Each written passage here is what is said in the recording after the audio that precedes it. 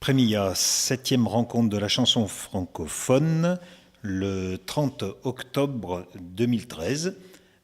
En face de moi, Gabriel Yacoub, bonsoir. Bonsoir mon ami. Vous avez accepté de prendre un moment. Il y a un petit peu plus d'une demi-heure, vous êtes sorti de scène. Vous avez fait votre prestation. Vous acceptez de parler 2 minutes au micro, donc un gros merci. C'est avec grand plaisir. Ouais.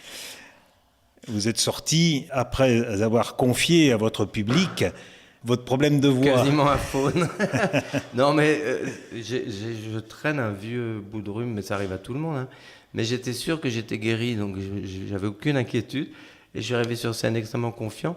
Et dès la deuxième chanson, je me suis aperçu que ma voix était plus fragile que je le pensais. Donc à la fin, j'ai craqué. Je pouvais plus pouvais plus atteindre les notes. Et puis tu sais, dans ce genre de, en plus je suis tout seul sur scène, donc je suis un peu tout nu. Tu vois, j'ai pas de musicien pour me, enfin ce soir en tout cas, j'avais pas de musicien pour me soutenir. Ce qui fait que dès qu'il y a un truc qui cloche, ça te déconcentre énormément. Et après tout va un peu de travers, tu vois, tu penses, est-ce que je vais arriver à faire cette note? Alors, tu fais pas gaffe à ta main gauche, et puis la main gauche suit pas la guitare, tu vois. Donc c'était un peu déroutant, mais c'est pas grave, hein, on a survécu, mais à la fin, j'avais la voix vraiment fatiguée. Ouais. Ce qui n'a pas empêché quand même de faire une chanson totalement a cappella. Eh ben, oui, et puis le public était très bienveillant, et je pense que ça m'a aussi vachement soutenu, ça m'a beaucoup aidé. À plusieurs reprises, ça frondonnait et même à un moment Oui, donné, puis le ils refrain chanté était avec moi, pris. c'était super agréable et très très gratifiant parce que non seulement ça voulait dire que déjà ils connaissaient les chansons, bon, ce qui est toujours très flatteur, enfin ça fait toujours très plaisir. Et puis on sentait qu'ils avaient envie de m'aider, surtout pour la dernière où ils faisaient les notes aiguës, les plus aiguës que j'arrivais pas à atteindre, c'est le public qui les faisait, donc c'était vraiment très agréable. Ouais. Il y a un CD qui est en attente, qu'on a promis en 2013 et qu'on va peut-être découvrir en 2014. C'est un projet vraiment en cours qui n'est pas abandonné.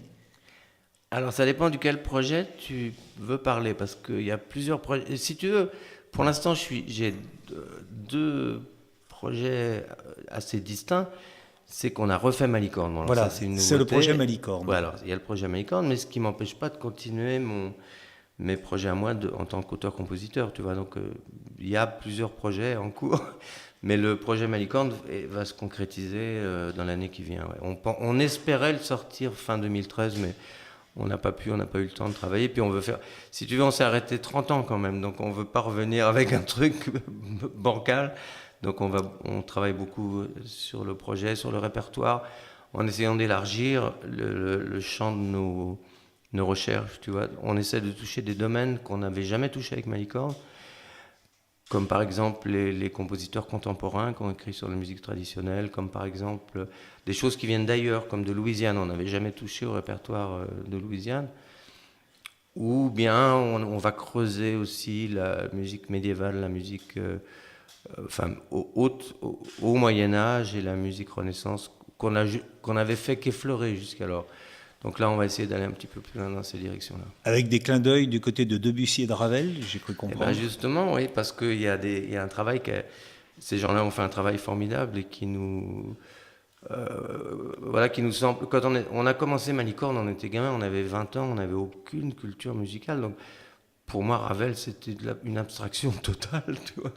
Alors qu'aujourd'hui, avec l'expérience, avec le temps, bon, j'ai appris à écouter avec une autre oreille, j'ai appris à composer, j'ai appris à arranger, tout ça. Donc, ça m'intéresse beaucoup d'aller voir. C'est pas, le résultat n'est pas garanti, mais par contre, on va explorer ça, en espérant, bien sûr, en tirer des choses intéressantes. C'est une surprise de découvrir encore qu'il y a un public qui je ne veux pas dire qui est toujours là, mais qui se renouvelle. Alors ça, c'est tout à fait extraordinaire, parce que c'est vrai que dans notre public aujourd'hui, enfin je parle des concerts de Malicorne, ce soir c'est un peu particulier, tu vois, bon, je suis solo, c'est un festival chanson, très axé chanson. Malicorne, c'est un public plus large. Et ce qui est très étonnant et très gratifiant, c'est qu'il y a des gens de notre génération, de ma génération, mais il y a aussi des gamins, c'est-à-dire des gens qui ont découvert Malicorne après que le groupe se soit arrêté. Ouais. C'est-à-dire que pour qui Malicorne, c'est un espèce... qui ont vraiment aimé ça.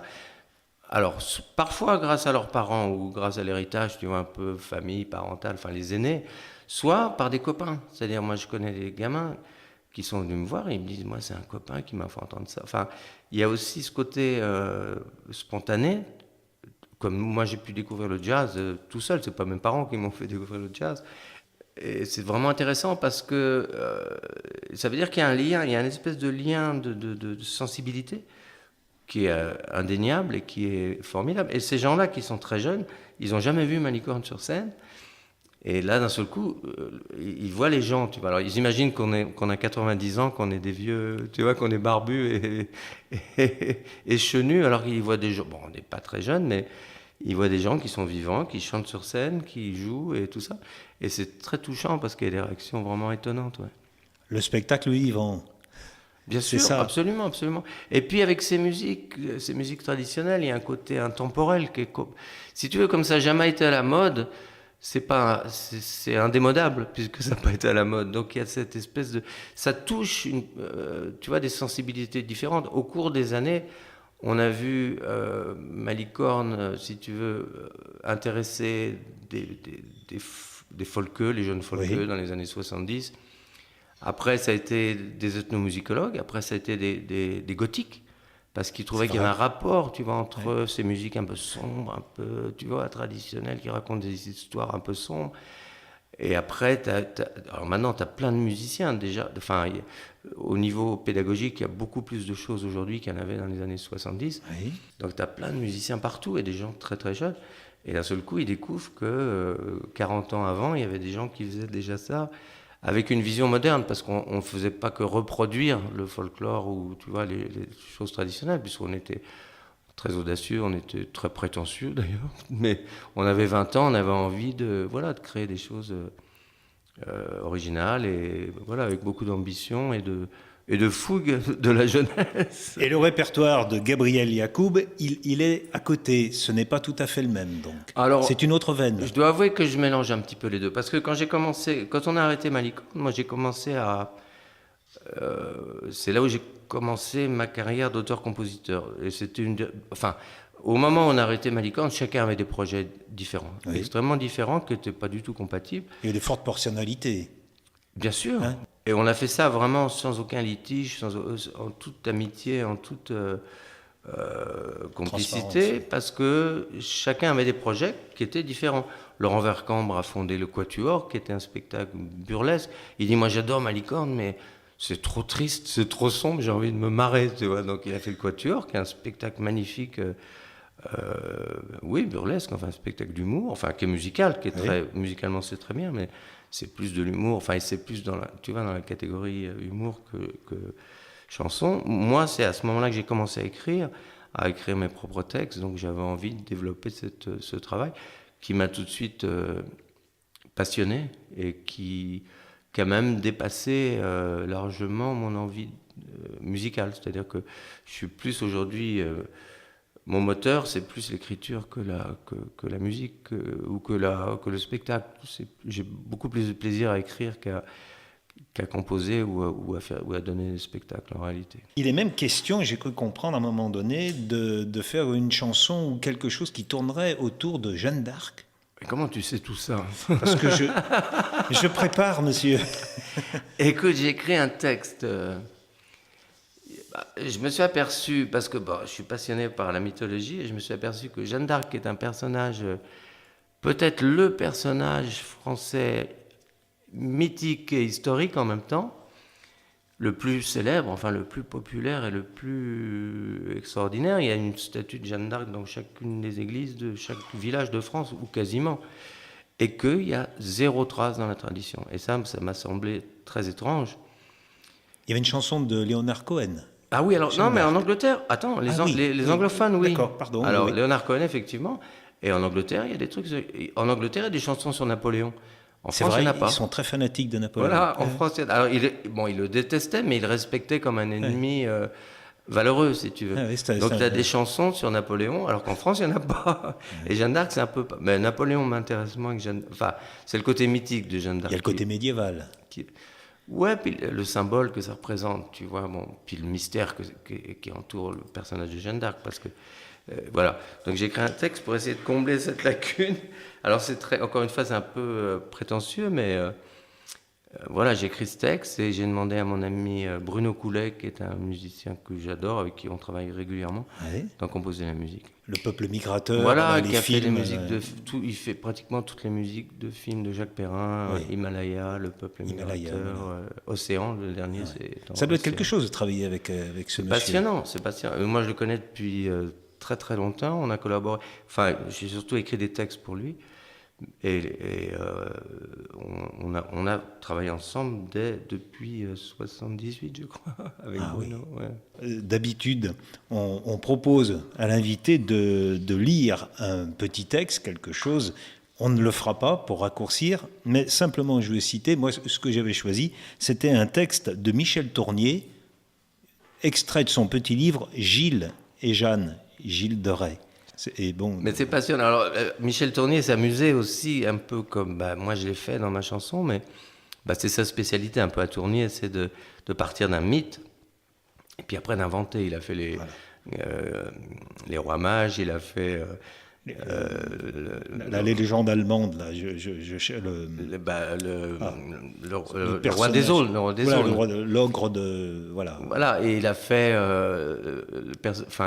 il a réécrit l'histoire de Robinson Crusoe, Oui, du point de vue de Vendredi. Voilà. C'était Les Lames du Pacifique qui était son premier gros succès. Oui. Et alors Gaspard, Melchior Oui, et ça Balthazar, aussi, c'est encore plus extravagant parce que ils n'étaient pas 3 rois mages, d'après lui, ils étaient 4. Et il y en a un qui faisait partie de la bande parce qu'il cherchait la recette originale du rat loukoum.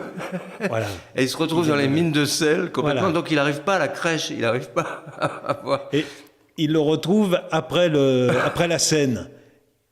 Et Alors là, j'ai oublié, j'ai lu ça, voilà, la très fin du longtemps. livre, il arrive après la scène, pendant que Jésus et les disciples sont au Mont des Oliviers, pendant qu'il se fait arrêter, il arrive en retard, mais comme il a faim et soif, il prend l'Eucharistie.